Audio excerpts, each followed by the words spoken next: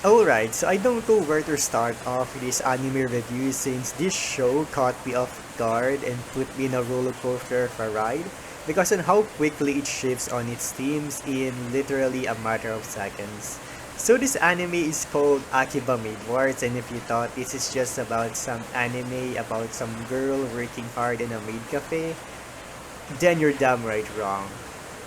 The first instance of this is literally in the first scene, like not even a minute into the anime, someone already got shot. Like an anime maid just shot another anime maid and then running away. Okay, so what a way to start off the series with such a colorful poster and video. And also, that happened before we even got to see the opening. So after that shocker of a scene, it then shifts to our main character Nagomi Wahira arriving at Tokyo to start her first day at the maid cafe. She then is greeted by the numerous maids in the streets of Akihabara, which is something I myself wanna experience too in real life by the way. She then arrives at her workplace and then meets her manager, as well as her colleagues, which is, by the way, just a mix of colorful characters, like this one girl that gives off an idol vibe, this blonde maid, and also her manager. Oh, and there's also a freaking panda on the corner of the cafe, just chilling there on his swing. So far, so good, right, guys? I mean, that first scene isn't really something. So after her first day at work, Nagomi then gets tasked by her manager, who's in really deep debt by the way, to deliver this seemingly innocent parcel or maid I mean mail or something to another rival maid cafe. So it's pretty much mundane, right? She gets ordered to go alone, but somehow her colleague named Branko decided to accompany her along the way. On the way, they grab some food to eat and then goes to the entrance of the premises of the other maid cafe.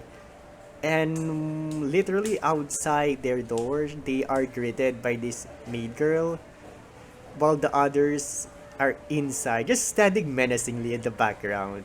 Just look at them over there. Pretty safe, right? Nothing scary about those maids. Oh yeah, see Nagomi's face? That's my face as well when I first saw this scene. And the girl screaming, dude, that's really something out of nowhere, by the way. Also, that girl is actually being made to cut her hair from the roots. Like, that's under her fucking scalp if you actually look it up. Anyways, this is literally the part of the show where you basically ignore all of the Mo aesthetics and slice of life stuff, and you're about to be put in a backseat and on a wild ride from this point forward. So on this scene, a maid is actually being forced to cut her own pigtail with a freaking knife. A knife of all things, you know, like, can't they just snip it away with scissors? Jeez, but oh, it gets wilder, boys, because remember that letter that their manager was tasked to deliver to this maid cafe? Well, it turns out it's not just some random letter, but actually a declaration of war against this um maid cafe named the Woof Woof Moonbeam. I hope I pronounced that right. Basically, the letter is nothing but insults and shit talk against the rival maid cafe. And Nagomi's like, oh, damn, I'm in deep shit right now. Things go from 0 to 70 when our main girl get bitch slap assaulted by the blonde bunny maid again and again and again and again. Until the bunny maid girl gets domed in the head by Ranko, which is hiding a six-shooter inside a paper bag.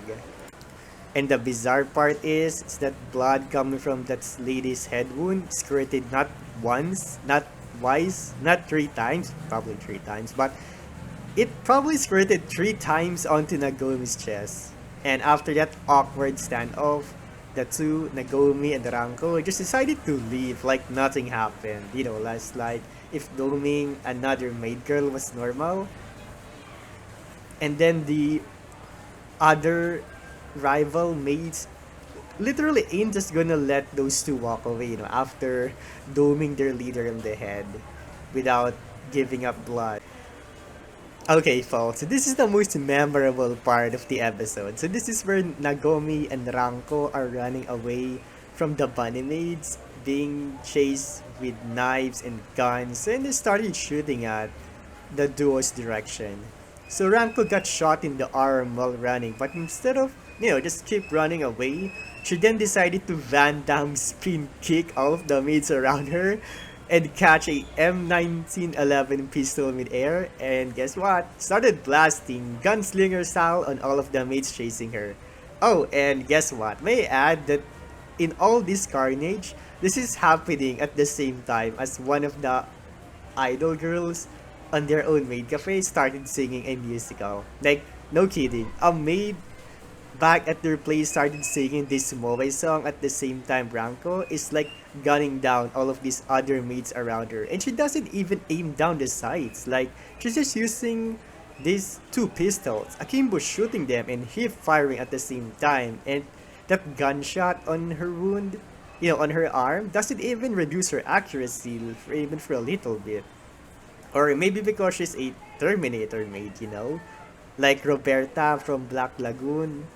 Like, seriously, I'm having strong vibes with her, with Ranko, due to how they are portrayed. And, maybe even their hair color. And, well, oh, they're both maids, which are good with guns, by the way.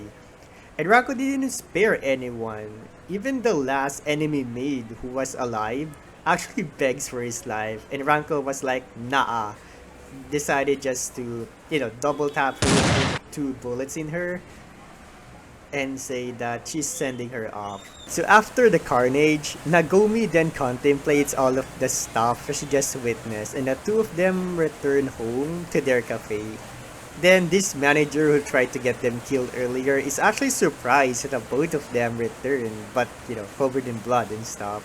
So Nagomi then rushed back to her room trying to pack her bags and leave, because I mean, if that were me, I'd run like hell, change my name, appearance, and go far away as possible and not get involved with this kind of stuff. But as she was trying to leave, Ranko comes in and locks her door in, and then she knew that, she ain't gonna get out of this that easily. Okay guys, so that's gonna be my first take for the first episode, and I gotta say, I actually like where it started and where eventually the series is gonna go from here. I'm actually looking forward to that. And for my take on the music is actually I like what the studio chose for, the opening, ending, as well as the insert song. For the opening, it's actually a mix of this techno EDM at the beginning, and then halfway through the opening, it eventually shifts to this like Mo idol anime made song where all of the characters are actually dancing in the background with these cute moves. And the insert song during the carnage is actually really catchy.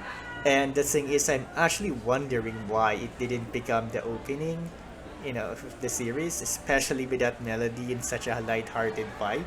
Everyone who actually came into this anime blind will definitely be caught off guard, especially if that first scene isn't there.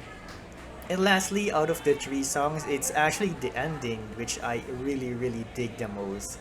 Especially its vibe, it actually gives off this like, like 80s Yakuza, or like, I don't know, maybe 70s Hong Kong gangster vibe, or, something in those gangster era. And if there's one thing I would like all of these three songs to have, is actually a longer version.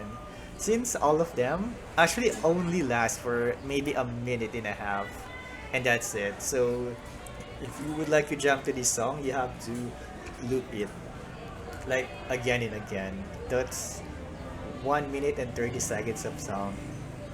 And for the characters, what I can say about them is actually not that much, to be honest, for now, since it's just the first episode. But for me, Ranko is definitely the best girl for me for the series looking forward. Because she's tough and she's kind of a badass. So yeah, sorry Nagumi, you're cute, but I actually have to give Ranko the spot here for now. For Nagumi, she's kind of cute and innocent. I think that's all I can say for her for now. Oh, and lastly, the manager lady. Yeah, that person.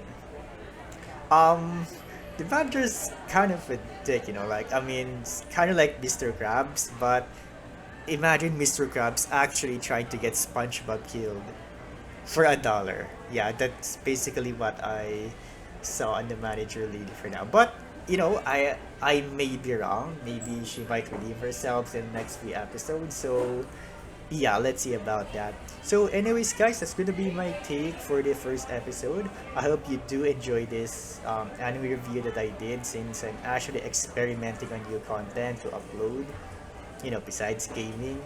But if you would like to see more content like anime reviews, gaming videos, and anything else, yeah, just please do like, comment, and subscribe.